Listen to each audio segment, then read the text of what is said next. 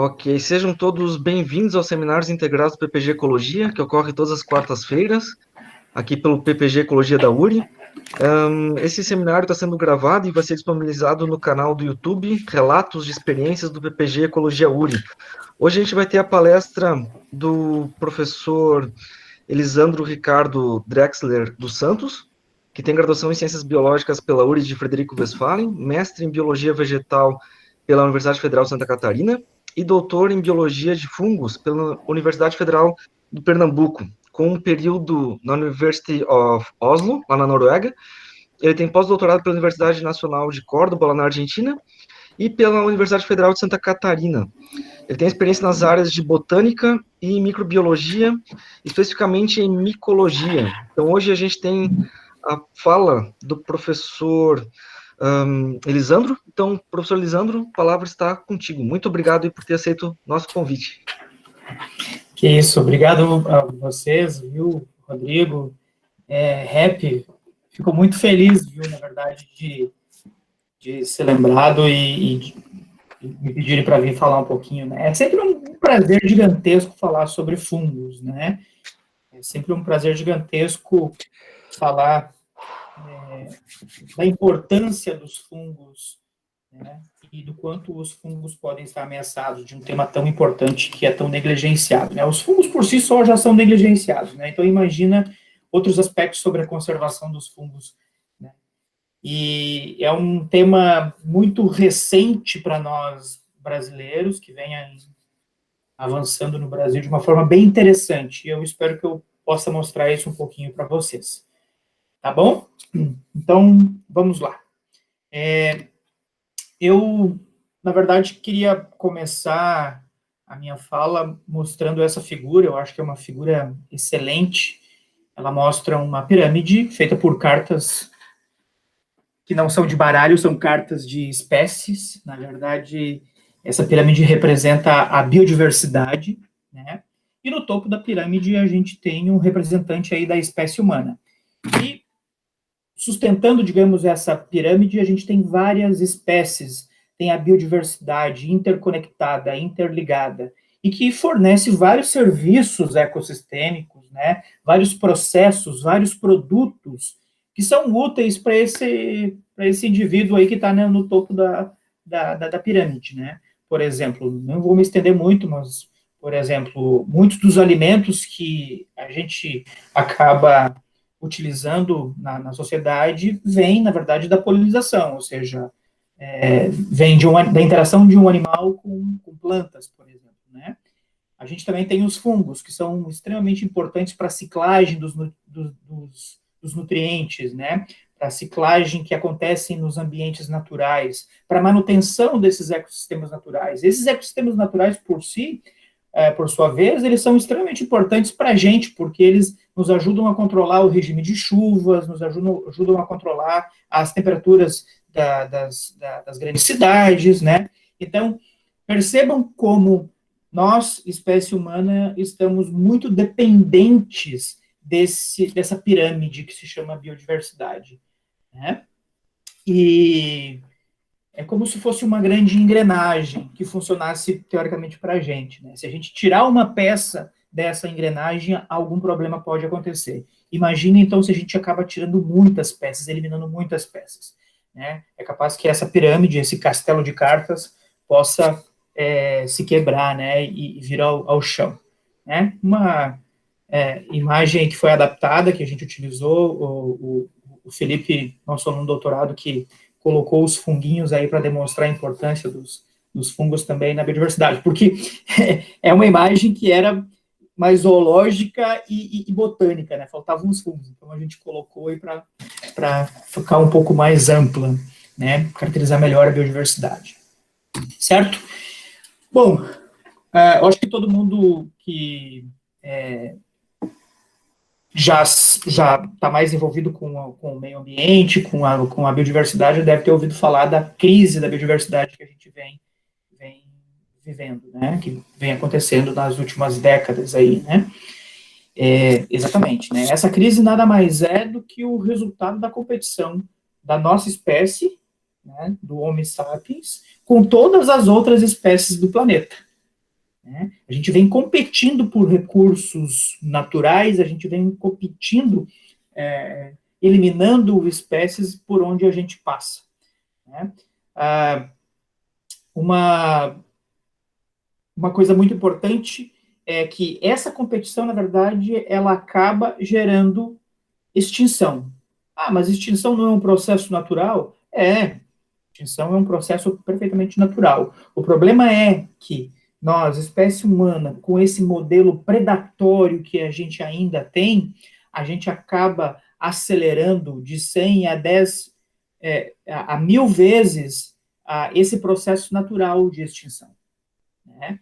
Então, a gente está vivendo a sexta maior extinção que o nosso planeta pode ver, já viu, né, que está acontecendo nesse momento, né? As outras extinções que a gente consegue acessar pelo registro fóssil, por informações que a gente tem através do estudo da natureza, aconteceram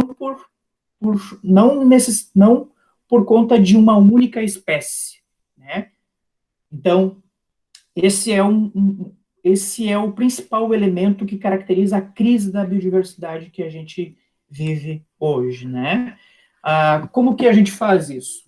Então, a ocupação de ambientes, a retirada de madeira, as queimadas, as mudanças do clima, o comércio ilegal, por exemplo, de animais selvagens, silvestres, né?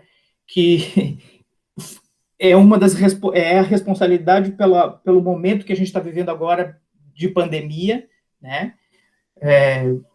Foi através do morcego que esse vírus se espalhou, foi através, na verdade, do contato de um humano com um morcego, né, que esse vírus se espalhou pela nossa população e faz com que a gente tenha que ficar totalmente isolados, viver esse momento de exceção, né, tá?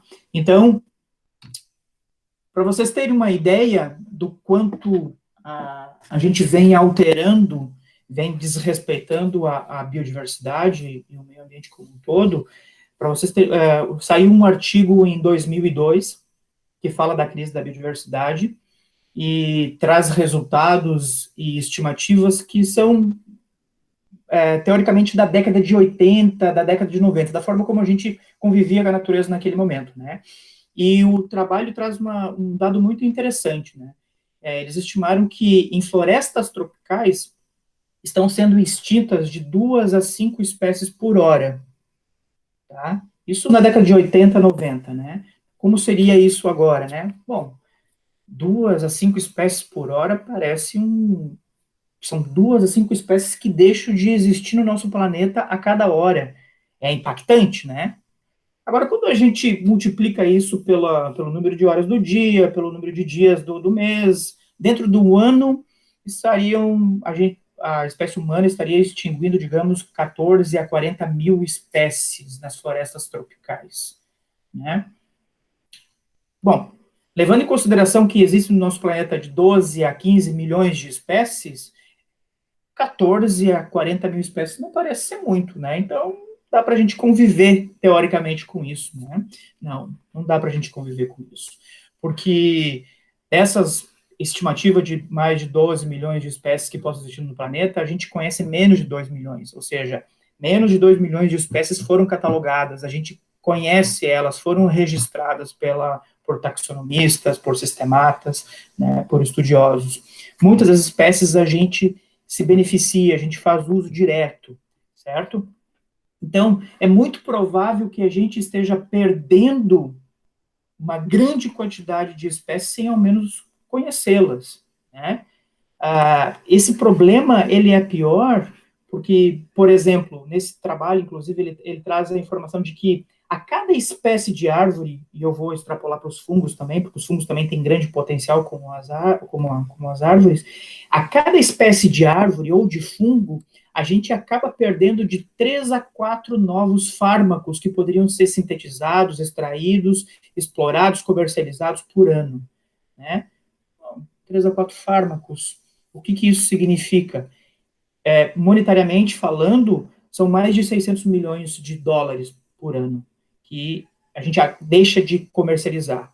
Isso sem falar nas vidas que a gente pode perder, né, que poderiam ser salvas com uma extração, com uma síntese, com a bioprospecção desses fármacos, né, e das vidas também dessa planta, dessa espécie de planta, desse fungo, que também deixam de existir na natureza, né. Então, o problema, na verdade, não é só a falta de conhecimento sobre a biodiversidade, mas como a gente acumula o conhecimento sobre as espécies, né? Tem esse outro trabalho que saiu recentemente, em 2020, que ele mostra que uma espécie, a partir do momento que ela é catalogada, que ela é descrita como nova para a ciência, ela leva de 59 a 74 anos para ser devidamente estudada, reconhecida, consolidado como uma espécie, né? Então, o problema não é só a gente não catalogar as espécies, é a quantidade de informação que a gente precisa ter para consolidar, para reconhecer as espécies, né? Então, a gente, na verdade, vive uma verdadeira corrida contra o tempo, onde os taxonomistas, eles não conseguem catalogar, estudar devidamente, né, as espécies para que elas se tornem reconhecidas, e um outro ponto muito importante é que elas sejam preservadas, né, correndo contra aí a crise da biodiversidade. Ok? E os fungos? Bom, se a gente tem um grande gap em termos de conhecimento sobre a biodiversidade do nosso planeta, os fungos não ficariam para trás, né? Na verdade, as estimativas, elas variam bastante, né? Que possam existir aí até 5 milhões de espécies de fungos, né? Esse é o último trabalho que saiu, que fala sobre uma estimativa mais aproximada, mais realista, né? Que possa existir aí em torno de 3,8 milhões de espécies, mas tem outros trabalhos que mostram que possam existir até 5 milhões de espécies de fungos, né? E a gente conhece, até agora, apenas 140 mil espécies. Nem todas essas espécies catalogadas necessariamente são bem reconhecidas, bem consolidadas, bem documentadas, né? E isso é um problema, tá? Então,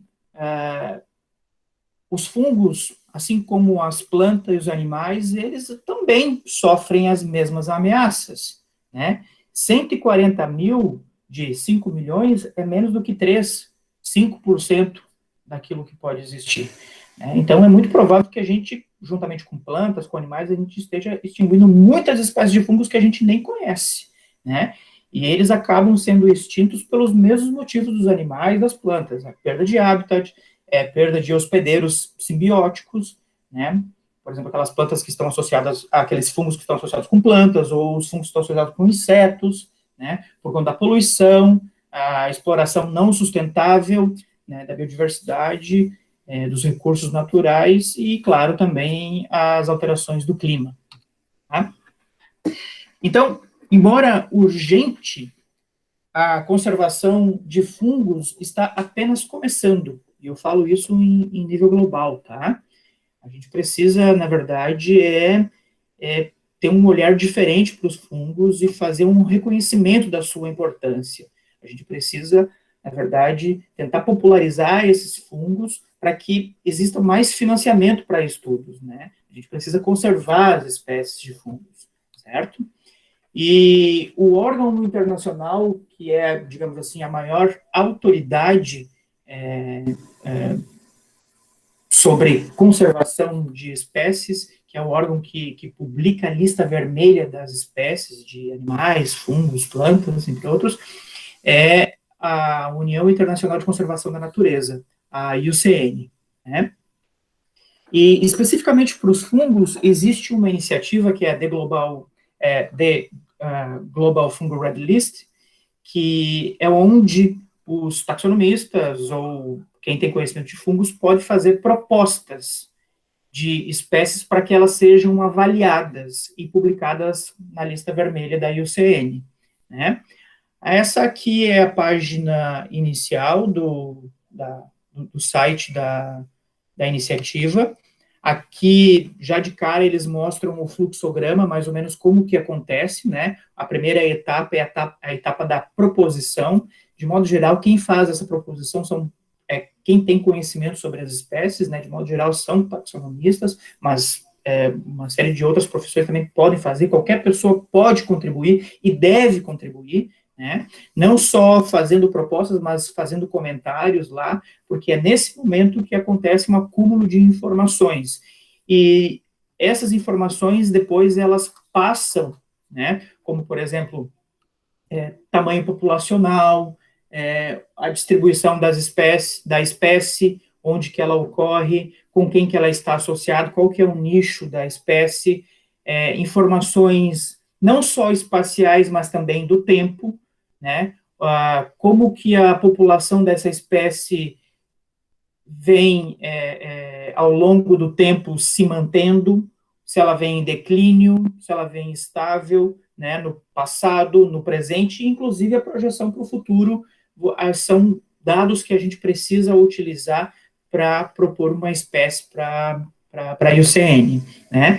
Então, nessas outras duas etapas, são as etapas de avaliação, né? Essa etapa 2 aí é quando os coordenadores da Red List de fungos, na verdade, convocam taxonomistas, principalmente, são as pessoas que conhecem as espécies, para fazer a avaliação das propostas que foram feitas no site, né? E, além de fazer essa avaliação, ou seja, de aplicar os critérios da IUCN, de tentar interpretar, também acabam contribuindo com informações, né, nessa primeira etapa de avaliação, né. Esse ano, teve o planejamento para 2020 de que acontecessem 3 workshops, né, um na América do Sul, que foi aqui no Chile, que eu fui convidado, participei, o nosso grupo de pesquisa participou. Tem outro que na Europa e outro na Ásia, né. E, então, nesses workshops, na verdade, que os convidados contribuem para ajudar na avaliação das espécies e para contribuir também com informações sobre aquelas espécies que foram propostas, certo? A segunda etapa, quer dizer, a etapa 3 aqui, mas é a segunda de avaliação, aí sim, ela é feita por quem está mais dentro da IUCN, né? Que são os coordenadores, de modo geral, dos diversos grupos de fungos, inclusive de líquens, né? E podem, inclusive, ter a contribuição de outros avaliadores, de especialistas de fora também, né? E a parte final ali é quando as autoridades, então, da lista vermelha fazem a checagem final e aprovam a espécie para ela aparecer na lista vermelha das espécies da IUCN, certo? Então, basicamente, esse é o fluxograma, né? Lá no site também dá para a gente ter uma ideia um pouquinho melhor, mais detalhada de como que acontece esse fluxo, né? Desde a proposição, tá? Vocês podem ver aqui, inclusive, que agora, nesse momento, tem 479 espécies propostas, né? E o pessoal foi lá e colocou imagens, colocou informações sobre a distribuição, populacional, nicho, entre outras informações que são requeridas na hora da proposta, certo? Também dá para saber quais espécies que estão sob avaliação nesse momento, quais que já foram preliminarmente acessadas, né, avaliadas, né, e, inclusive, as que estão sendo avaliadas pelos coordenadores da IUCN, e aquelas que vão ser que estão publicadas nesse momento, ou que, por conta da falta de alguma informação ou outra, estão pendentes ainda na publicação. Né? Então, o site é bem interessante, tem toda a informação disponível para quem quiser saber quais espécies que estão tramitando nesse fluxo de avaliação e publicação na lista vermelha das espécies, né? Que nesse caso aqui é específico para fungos, né? Tá? Aqui, na verdade, eu trago para vocês as categorias, tá? Tem aquelas, obviamente, né, de todas as espécies, tem aquelas que não foram avaliadas, tem algumas que não são passíveis de avaliação ainda, né, e tem outras que podem, que podem ser avaliadas, na verdade, e elas têm uma série de categorias que, conforme vai subindo, a cor vai esquentando aqui, o risco de extinção vai aumentando, tá? Então, você tem inicialmente, a partir do momento que você faz a avaliação, você tem duas possibilidades. Uma delas é não ter dados adequados, suficiente para tentar enquadrar numa dessas categorias aqui de cima, e quando não existem dados suficientes, a espécie acaba ficando com essa categoria, né, data deficient, né, que não necessariamente significa que a espécie não é importante, não é interessante. Nesse caso aqui, acontece muito aquelas espécies que são raras, que têm apenas um registro, e às vezes é o registro da publicação da espécie, né? Então não existe muita informação de com quem que a espécie está convivendo, onde que ela está distribuída. Então percebam, espécies que ficam nessa categoria de dados deficientes, elas podem ser espécies que podem estar criticamente ameaçadas, ou espécies que podem ser não ter nenhuma grau de ameaça, digamos, né? São espécies, na verdade, que podem ser utilizadas para projetos, para financiamento, para pesquisa, tá? Então, essas espécies raras que, por exemplo, que foram publicadas há um século atrás e que não tem mais informação, alguém, por conta dela figurar na lista vermelha da IUCN como dados deficientes, você pode pegar essa espécie, colocar ela num projeto e jogar para um órgão de financiamento dizendo que essa espécie ela precisa ser avaliada, porque muito provavelmente a hipótese é que ela possa estar enquadrada numa das categorias de ameaça, né? Bom, então quando você tem os dados adequados, você faz a avaliação, e aí você tem uma série de categorias aqui dentro. Aqui embaixo, essa categoria é a categoria das espécies menos preocupantes. Isso quer dizer, na verdade, que são espécies que provavelmente têm um tamanho populacional grande, que estão amplamente distribuídas, né, que não têm necessariamente uma ameaça específica, né, que demonstre um declínio da população. Muitas vezes, inclusive, a gente percebe espécies que estão em expansão, e aí elas são consideradas aqui, né, no list concern, tá? Subindo aqui no risco de extinção, então tem as espécies near threatened, ou seja, que estão proximamente ameaçadas, que ainda não estão sob um efeito de ameaça, que ainda não existe um declínio populacional bem observado, mas que potencialmente no futuro pode ter, certo? Ou são espécies amplamente distribuídas que o seu tamanho populacional não permite colocar numa das categorias de ameaça, e mesmo sofrendo alguma ameaça do ambiente, né? Então, de modo geral, é aqui que acontece. E nesse retângulo aqui pontilhado, em vermelho, onde tem 3 categorias, de cores bem quentes aqui, né? Tem a vulnerável, a categoria ameaçada e a categoria criticamente ameaçada. Aqui, na verdade, são as 3 categorias que mostram que as espécies estão ameaçadas. São 3 categorias de ameaça, né? A vulnerável é uma espécie que está ameaçada. A ameaçada aqui, na verdade, ela tem um risco maior. E a criticamente ameaçada, ela está, digamos assim, caminhando para o precipício, está caminhando para a extinção, certo? Essas categorias aqui de cima são categorias de extinção, né? Por exemplo, tem a extinção regional. Como assim, né? Uma espécie extinta em uma região? Exatamente, né? Vou dar um exemplo aqui. A gente pode ter um fungo que ocorre em regiões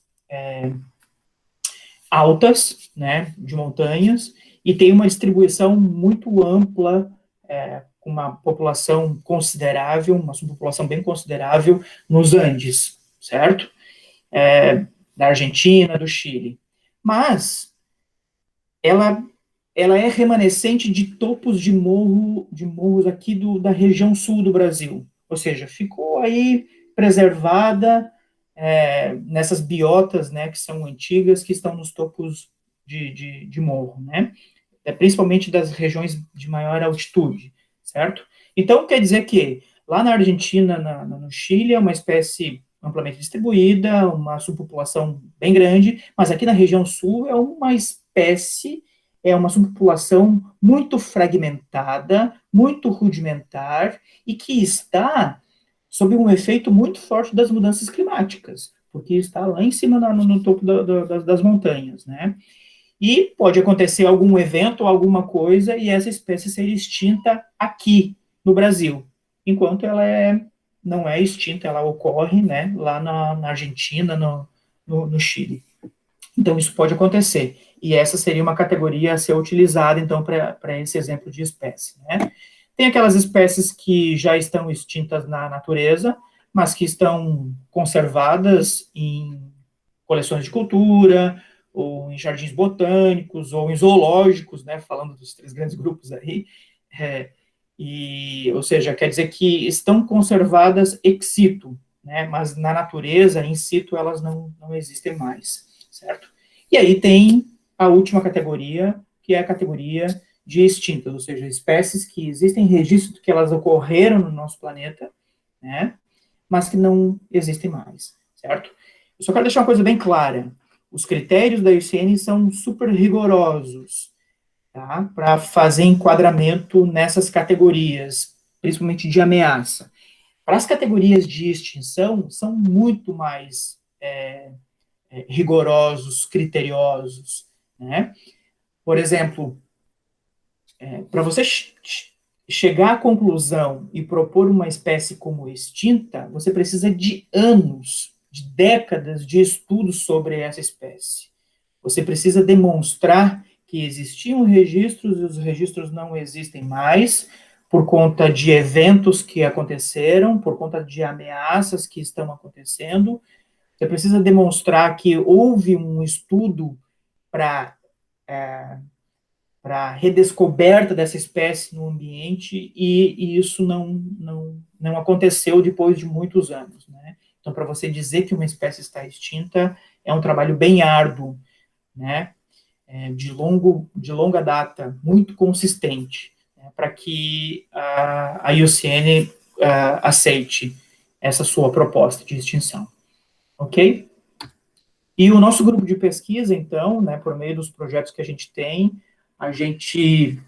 a partir de alguns anos para cá, a gente pensou que só fazer taxonomia sistemática não era suficiente, né? Só conhecer as espécies nos ambientes onde elas ocorrem, só entender, acessar a funga de determinados ecossistemas, determinados ambientes, não era suficiente, né? Então, a gente quer muito contribuir para esse conhecimento sobre as espécies, né? Qual o grau de ameaça que essas espécies que a gente vem trabalhando, qual o grau de ameaças que elas têm, né?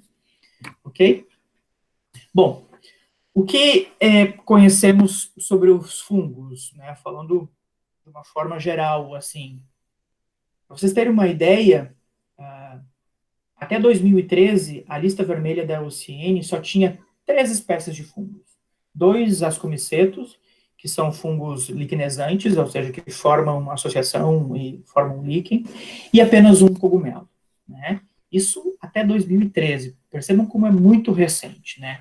Hoje, acabamos de atualizar, o Tiago Cosma, que é aluno de mestrado, um dos autores também dessa apresentação, me ajudou ontem à noite, a gente atualizou os dados, então tá novinho aqui, tá? Na IUCN hoje, existem mais de 76 mil espécies de animais que foram propostas e avaliadas e figuram em alguma daquelas categorias da IUCN. De plantas é um pouco menos, são mais de 43 mil espécies, e de fungos, apenas 343 espécies. Apenas 343 espécies. Notem como a pizza aqui, né, para fungos é muito fininha, tá? Praticamente inexistente. Tá? Então, isso mostra para a gente o quanto a gente precisa se debruçar sobre essa grande diversidade de fungos que existe para tentar entender o grau de ameaça das espécies, tá?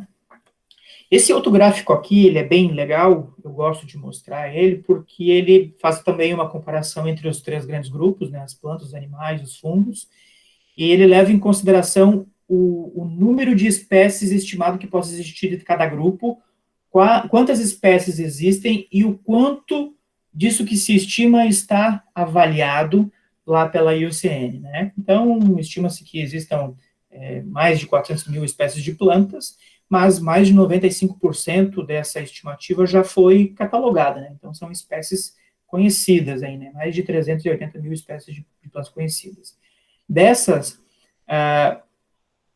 mais de 10% já foram avaliadas e figuram em algumas das categorias da lista da IUCN. Tá? Os animais estima-se que são muito mais diversos, mais em número de espécies, mais ricos, né? Mas se conhece bem menos, né? Mas mesmo assim, se conhecem, enquanto a sua estimativa se conhece menos, mas enquanto conhecimento se conhece mais o número de espécies do que as plantas, né? Então são conhecidas 1,5 milhão de espécies, ou seja, 15% daquilo que se estima que existe de animais.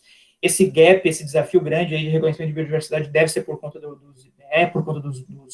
dos insetos, né? E aí, quando você vai para a lista que figura na IUCN, você tem mais de 76 mil espécies que foram avaliadas, né? Mas representam, que é quase o dobro das plantas, mas representam menos de 1% dos animais, né? Então, os animais, esse reino precisa ser avaliado também, né? E quando a gente vai para os fungos, então a coisa fica ridícula, né?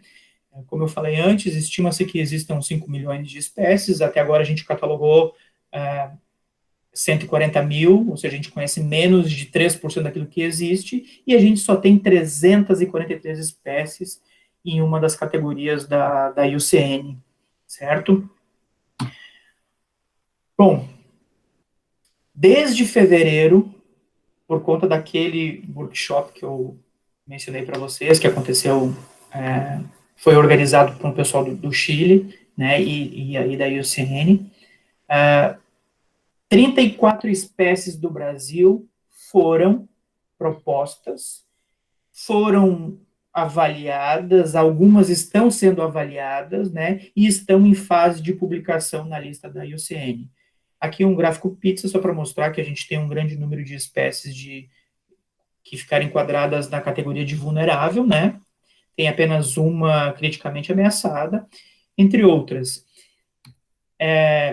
Gente, até julho, nenhuma espécie do Brasil estava relacionada na lista da IUCN.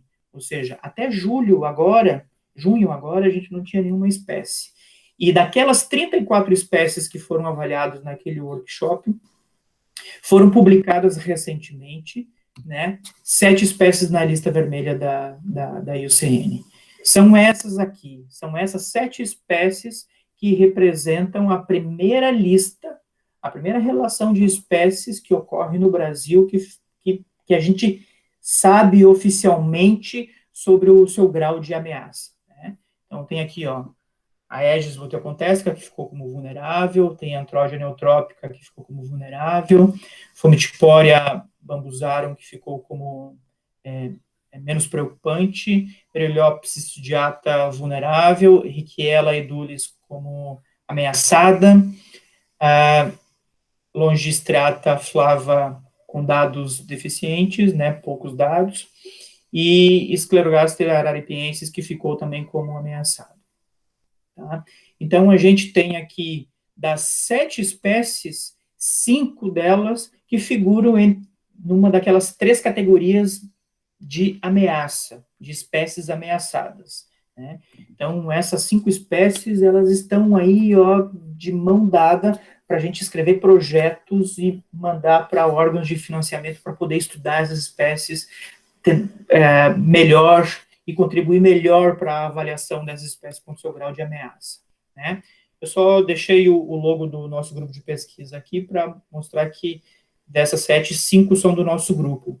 Essas outras 2 são de colegas, um colega da Argentina que propôs, com um colega brasileiro, o Marcelo, que inclusive estudou essas espécies, com essas espécies que correm aqui no Brasil. Tá? Bom, a primeira delas, então, é a Aedes luteocontexta, né? Vejam que é uma espécie, é uma orelhinha de pau, relativamente pequena, mas ela tem essa coloração que chama muito atenção. Né? Por mais que ela tenha uma distribuição bem ampla, com um maior número de registros mais concentrados aqui na região sul, ela é uma espécie que chama muita atenção. Né? E, principalmente por conta disso, o tamanho populacional dela ficou baixo, né? Foi considerado pequeno, e por mais que ela tenha essa distribuição mais ampla, ela é considerada uma espécie rara. Né? E por estar principalmente na Mata Atlântica, onde existem uma grande quantidade de ameaças, ela foi enquadrada, então, na categoria vulnerável, que é uma das 3 categorias de ameaça da IUCN. Essa outra espécie é uma espécie que a gente publicou, relativamente recente, a publicação dessa espécie, se não me engano, foi 2015, e ela, podem ver que é um basidioma, é uma espécie do filo Basidiomycota, que está associado com Baccharis uncinella, que é a vassoura. Essa vassoura, essa espécie que está principalmente em regiões mais altas, que fica entre as formações florestais e os campos naturais, né? A gente tem apenas poucos registros. Ela não é, por mais que ela tenha poucos registros, né, ela tem uma área de distribuição mais restrita, ela não é considerada uma espécie com um tamanho populacional tão pequeno. Ela é relativamente frequente onde ela ocorre, e por conta de estar nesse nicho específico e submetida a condições extremas de altitude e de clima, e por conta das mudanças do clima, ela ficou enquadrada como na categoria de vulnerável. Tá? Essa outra espécie, que se chama Fomitiporia bambusarum, por outro lado, ela também tem uma distribuição bem ampla, ela tem uma grande concentração de registros aqui na região sul, que vai até o sudeste do Brasil, né, ocorre principalmente na Mata Atlântica. Essa espécie, o tamanho populacional estimado dela é bem grande, né? E por conta aí dela não ter uma especificidade com espécie A, B, C ou D de bambu, ela é bem generalista, e por conta do bambu estar se expandindo em algumas áreas, então é considerado de modo indireto que a população dessa espécie não está em declínio, ela está em expansão. Então, por conta disso, ela é menos ou pouco preocupante. Então, ela ficou na categoria less concern. Tá? Essa outra espécie também ficou como vulnerável. É uma espécie que até pode potencialmente ter uma distribuição ampla, mas a sua distribuição conhecida ela é muito disjunta, né? E ela tem poucos registros. Então, ela, mesmo tendo essa distribuição mais ampla, ela é considerada muito rara. E por ser um fungo colorido, que chama bastante atenção, né, e tem muitos inventários acontecendo na Mata Atlântica, por exemplo, essa espécie acaba sendo considerada como vulnerável. Tá? Essa outra espécie aqui, Richiella edulis, também uma espécie que chama bastante atenção, é um Mascomycota, tá? Essa espécie foi descrita a partir de material coletado no Rio Grande do Sul. Hoje, o local que a gente chama a localidade do tipo é uma região metropolitana. Essa espécie foi coletada em São Leopoldo, tá? Então, um dos registros está numa zona muito urbanizada. O outro registro está na região de Assunção, no Paraguai, que também é muito urbanizada, e aqui também está numa região muito urbanizada. Apenas esse registro é que fica, que é inclusive o da fotografia, que fica em Misiones, que é uma área mais preservada. Então, por mais que a espécie tenha uma distribuição mais ampla, ela é considerada rara, e por ter vários dos seus pontos de distribuição considerados muito danificados, né, muito antropizados, só ter um mais preservado, essa espécie acabou ficando como ameaçada, tá, gente? Então, percebam como essa região de Misiones, né, ela é extremamente importante como estratégia de conservação para essa espécie, porque é muito provável, não estou dizendo que essa espécie não ocorra mais na localidade do tipo, que esse registro onde ela foi feita, ela também não ocorra mais nessas regiões de cidades grandes, né? Tá? Essas outras duas espécies, como eu disse, são espécies que foram propostas e avaliadas por colegas, não foi pelo nosso grupo, né? Essa espécie aqui, Longistriata flava, ela é uma espécie ectomicorrízica que está associada com cocoloba, e ela, na verdade, é conhecida apenas da localidade do tipo, ou seja, só existem 1 ou 2 registros dessa espécie nesse local. E por conta disso, principalmente por conta disso, né, como ela é uma espécie também que a gente chama de hipógea, ela é micorrízica, ela está abaixo do solo, é uma região onde não foi muito explorado, e é muito provável, então, que o conhecimento da distribuição dela e do tamanho populacional que essa espécie possa ter, não é conhecido, então ela precisa ser estudada, certo? Para entender um pouquinho melhor onde que ela ocorre, qual é o nicho dela e qual é a distribuição, o tamanho populacional dela. É muito difícil fazer inferência sobre o tamanho populacional dessa espécie a partir apenas de 1 ou 2 registros que são muito próximos entre si, né? Então, basicamente, essa espécie é conhecida apenas do local onde ela foi descrita, né? Então, por conta disso, ela ficou aqui como dados deficientes, mas isso não quer dizer que é uma espécie que a gente tem que ter menos preocupação. Como eu disse antes, né, ela pode ser uma espécie, por ser ectomicorrízica, por estar em uma condição muito especial, um nicho muito especial, ela pode estar sofrendo uma grande ameaça, né? Então, é uma espécie aí que deve ser considerada em trabalhos futuros, principalmente para investimento, para que se faça um levantamento, um inventário, um monitoramento mais adequado dessa espécie, para dizer se ela é rara mesmo, ou se ela é mais amplamente distribuída e não precisa figurar entre uma das categorias de ameaça da IUCN, tá? Mas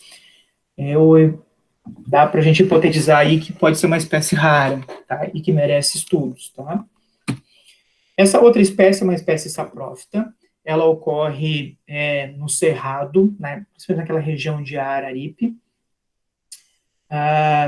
e ela foi considerada como ameaçada porque, na verdade, ela é considerada rara e ela está num ambiente muito degradado, muito ameaçado, que é o Cerradão, certo? E, inclusive, pesquisas de arqueo e paleontologia estão acontecendo na área onde ela foi descoberta, e pela primeira vez eu fico sabendo que pesquisa pode ser uma ameaça para as espécies, tá? Então, essa é uma espécie que foi considerada também ameaçada, tá? Aqui, Rap, qualquer coisa você me fala sobre o tempo, tá? Por favor. Aqui, eu queria mostrar para vocês que nessa categoria de preliminarmente avaliadas, a gente tem uma série de outras espécies, assim como tem outras espécies propostas, tá? Ou seja, muito provavelmente essas espécies aqui, elas vão ser publicadas até o final do ano, porque elas estão no fluxo, né, de avaliação da IUCN, e é muito provável que até o final do ano elas sejam publicadas, né? Mas uma das coisas mais interessantes que aconteceu, que nos últimos meses, nos últimos 2 meses, a gente detectou nessa categoria de propostas várias novas propostas de espécies de fungos e de líquens que ocorrem no Brasil, né? Isso é uma notícia maravilhosa, porque a gente não está mais falando de dezenas de espécies, a gente está falando de centenas de espécies que estão entrando nesse fluxo de avaliação, né? Então, em algum momento, essas espécies elas vão ser avaliadas e elas tendem a seguir aí nesse fluxo para publicação, né? Então, uma notícia muito bacana, né? Que eu acho que é importante a gente que trabalha na área da micologia falar, é que as pessoas, quem tem conhecimento sobre as espécies, está percebendo que os fungos estão em ascensão no país, né? Que nós temos uma grande diversidade de fungos e que esses fungos, eles precisam, além de nomes, eles precisam ter esse cuidado, né, essa avaliação sobre o seu grau de ameaça, tá? Mais ou menos para encerrar a minha fala, eu gostaria de falar um pouquinho para vocês sobre o que a gente faz com esse conhecimento. O que significa a gente ter 7 espécies de fungos listadas lá em algumas das categorias da IUCN, né? Primeiro, antes de tudo, eu quero dizer que os fungos são extremamente importantes para a vida no nosso planeta. Sem os fungos, inclusive, a própria espécie humana não existiria, tá? Então, uma coisa importante é que muitas organizações de financiamento e de conservação usam a lista vermelha da IUCN para priorizar ações, para priorizar financiamentos. É uma coisa que eu venho pautando bastante durante a minha fala, né? Os fungos, de modo geral, eles são raramente incluídos, né? Menos ainda nas discussões sobre conservação, nos programas de financiamento, nas decisões políticas e nas ações de conservação da biodiversidade, certo? Então, a gente precisa, mais do que nunca, popularizar os fungos, né? Trazer conhecimento sobre os fungos e fazer com que essas espécies sejam reconhecidas, sua importância seja conhecida, né? E trazer conhecimento sobre o grau de ameaça, para que existam planos e estratégias para a conservação dos fungos, né? Eu queria encerrar minha fala, então, só mostrando um dos locais onde a gente trabalha. Nosso grupo de pesquisa vem se dedicando nos últimos anos a reconhecer, acessar, monitorar a funga particular que existe nos topos das montanhas da Serra Catarinense, principalmente, tá? São ambientes muito interessantes, onde existem a formação das araucárias, tem uma série de formações florestais, além dos campos naturais, e uma das formações florestais mais interessantes que eu acho são as matinhas nebulares, né? As matas nebulares são pequenos fragmentos de mata, muito característicos, são verdadeiras ilhas de biodiversidade, são biotas relictuais que ficaram preservados nos topos das montanhas e que têm uma influência muito forte da umidade das nuvens, né? Então, elas abrigam as nuvens abrigam esses pequenos fragmentos de mata, né? Que estão severamente ameaçados por si só, né? Sejam por espécies invasoras, de animais, de plantas, sejam pelo não respeito aos limites das unidades de conservação, seja pelas queimadas que às vezes acontecem nos campos naturais e acabam chegando nas matinhas nebulares, entre outros aspectos, e principalmente as mudanças do clima, né, porque são ambientes muito extremos e que são mais sensíveis às mudanças do clima, né. E uma das coisas que a gente vem encontrando é uma funga muito particular, uma diversidade de espécies de fungos, principalmente de macrofungos, muito única, né, com muitos endemismos, muitas espécies novas, gêneros novos. Então a gente está conseguindo dar um nome para essas espécies, certo? E além de dar um nome, além da importância de dar um nome para essas espécies, a gente está mostrando o quanto essa funga particular das matas nebulares sofre com ameaças, né? Então, aqui a gente tem algumas espécies que eu apresentei para vocês, outras que já estão lá em avaliação, que vão ser publicadas até o final do ano, e percebam que, claro, o meu desenho não necessariamente está representativo da diversidade de fungos que ocorrem lá nas matas nebulares, mas só aqui eu mostro várias espécies que estão, figuram em alguma das categorias de ameaça da IUCN. Tá bom? Muito obrigado ao Tiago, ao Felipe, pela parceria na elaboração dessa apresentação. Na verdade, é uma apresentação do nosso grupo de pesquisa, ou seja, muito obrigado a todos os componentes do nosso grupo de pesquisa. Como eu disse, é um prazer enorme vir aqui falar um pouco sobre os fungos, a importância dos fungos, sobre a conservação dos fungos, sobre a primeira lista de espécies dos fungos que está publicada na IUCN, né? E muito obrigado a todos que assistiram também. Muito obrigado, professor Lisandro, uma bela fala. Eu vou encerrar a gravação aqui, né? Lembrando que esse episódio vai estar disponível, essa palestra vai estar disponível em breve no canal do PPG Ecologia, né, que é o Relatos de Experiência do PPG Ecologia. Vou encerrar a gravação aqui e a gente pode partir para a etapa das perguntas. Tá certo.